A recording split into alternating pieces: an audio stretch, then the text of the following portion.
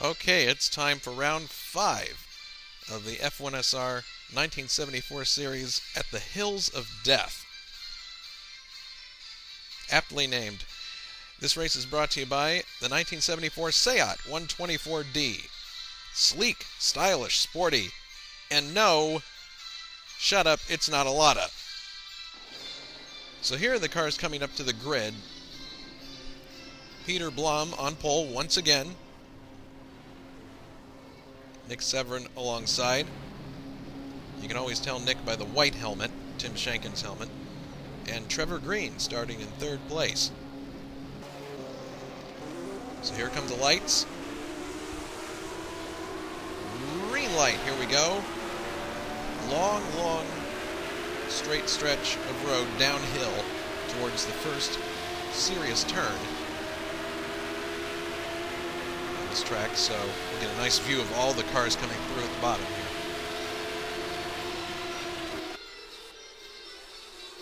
here. And here comes everybody through. It's a dipping turn that suddenly goes uphill. Very challenging. Everyone safely through, which surprised me, frankly.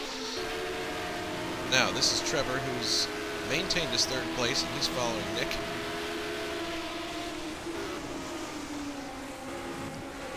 This backside section that weaves back and forth, and he basically, in order to be quick, he just clipped the curbs one side, then the other.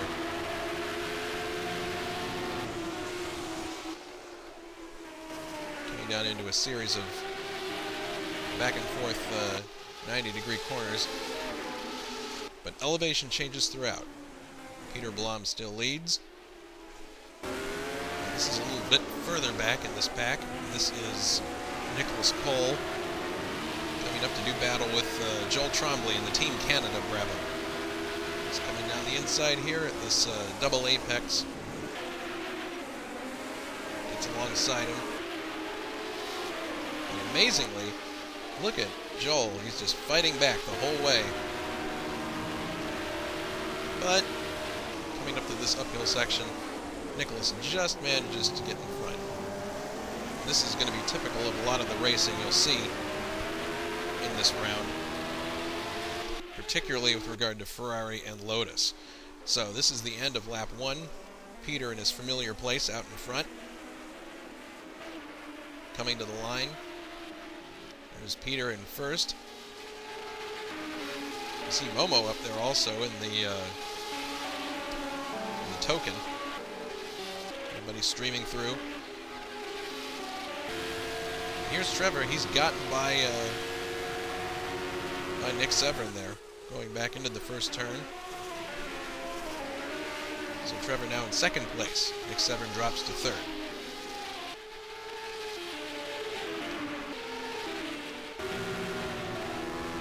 Nick is staying right with him, right under his back wing.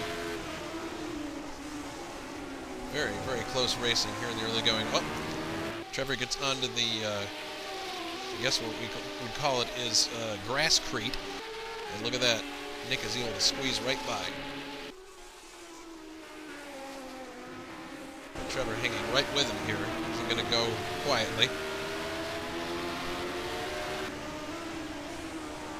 Heading into this left-right combination that leads to the double apex at the end of this hill, downhill run.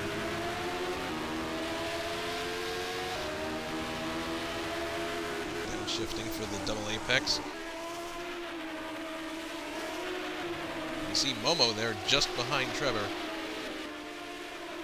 having a good run for himself as well. Now, this is a lap later, and this is Carl Laran further back in the field, following Brian Janik. Gets the good slipstream on the straight. This is the view from Carl's car.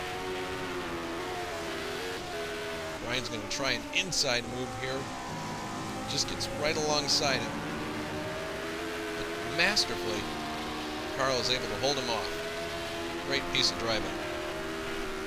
Unfortunately, this was to be not the greatest race for Carl. Oh! I believe that was Porks running into him there. If it was another Brabham, I apologize. Carl was able to continue, but that similar thing happened to him before in the last race he did. Now, back to the front. Second, third, fourth, and fifth place cars. Nick Severin has gotten back in front. Trevor, as we saw.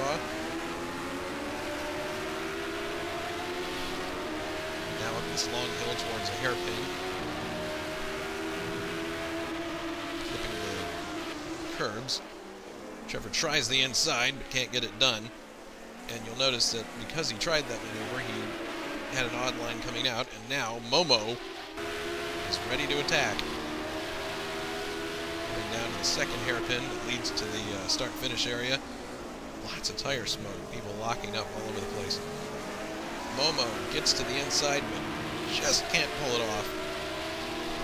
And now the drag race through the start-finish area and down to the treacherous turn 1.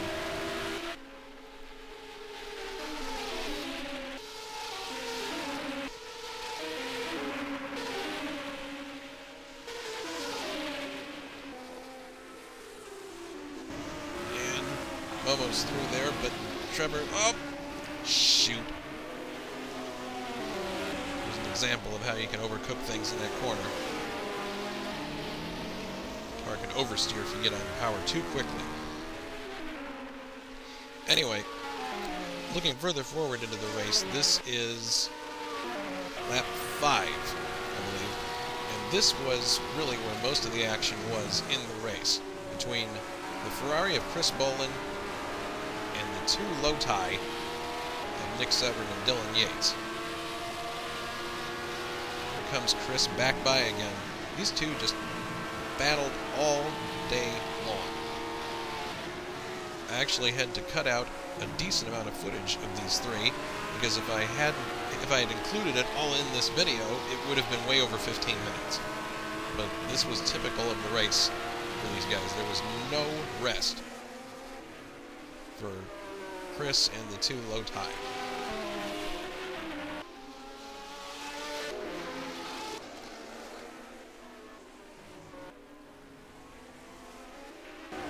Actually, I was wrong. This is not Nick, actually. This is Dylan Yates. You can tell by the 1 on the car right there. And here he gets by him, coming down on lap 6 into the first turn. So now Chris Boland finds himself in a Lotus sandwich.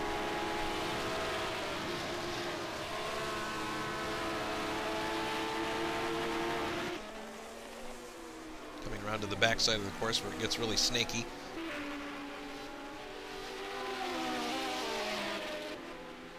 Chris looking for another opportunity to get by Dylan.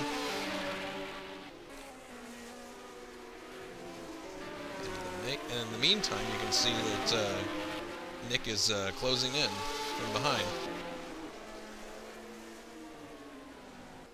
So this is one of the really tricky situations you can be in sim racing. You're looking to overtake the guy in front of you, but you got to remember that there's someone behind you as well.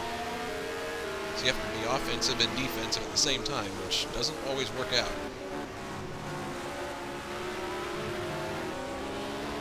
Chris staying right with Dylan Yates. Up the long hill to the next hairpin. And these three just were glued together the whole race. Just really amazing.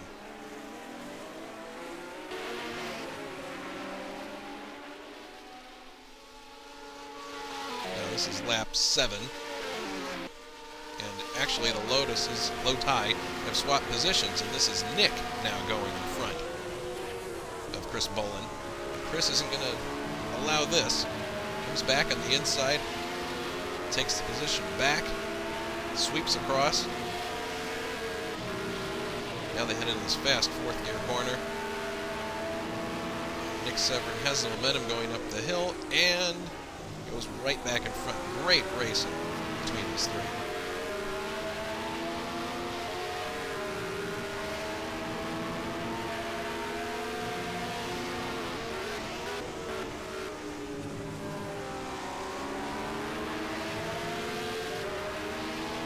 Chris taking another look. just not enough room, still with the tire smoke. And there was other racing going on at the same time.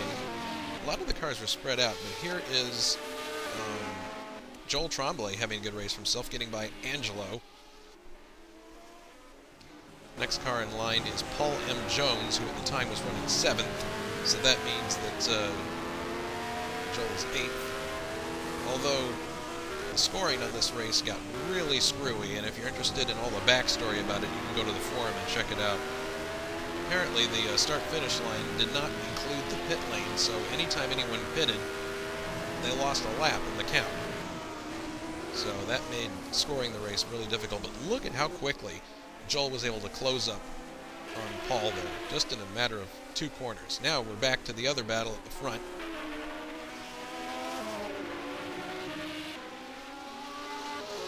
Chris is leading the Lotus pair at this point, and he's coming up on some anonymous red and white car. Not sure who that is because there's just so many red and white cars in the series. Whoever it is pulls over to the right to let Chris go by, but apparently he didn't slow down quite enough, and a little miscommunication here, which unfortunately allowed both Loti through. Chris drops 2 places. Actually, that was me, the nameless car, I have to confess. Happily, though, Chris was not out of the race, and he kept going. And just to get by one of the Loti here, and sizing up the next one.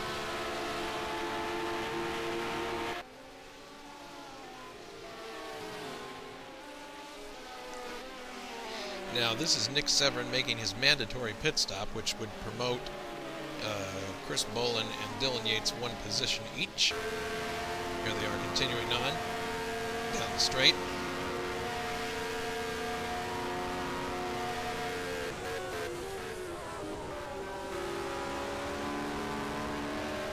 Dylan staying right with him, but of course now everybody has to do this, and so here comes Chris into the pits to make his stop. Now here's one of the few other battles that I can find towards the end of the race. This would be close to lap 18. This is Paul M. Jones overtaking Tommy, and I don't even think this was for position, to be honest. It was really, really hard when I was putting this together to find out who was in what position, because almost always the scoring was wrong. Very frustrating. Anyway, in comes... is this Nick or is this Dylan? This is Dylan coming in to make his stop.